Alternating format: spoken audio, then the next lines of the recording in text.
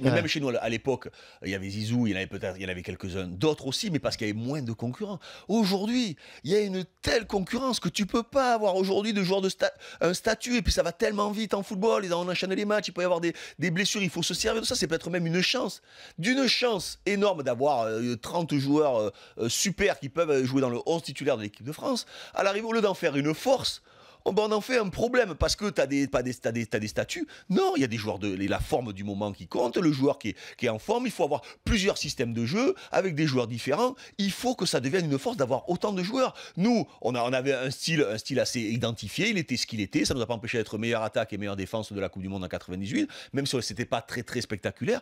Mais là, aujourd'hui, tu ne peux plus donner de statut. Et je pense qu'en plus les joueurs, ça leur pose des problèmes d'avoir des statuts.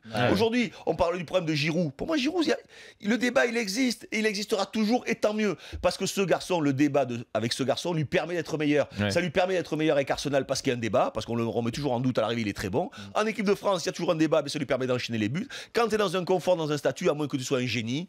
Et aujourd'hui, des génies, voilà, moi je vois des très bons joueurs, des génies en équipe de France. Pour l'instant, j'en vois pas.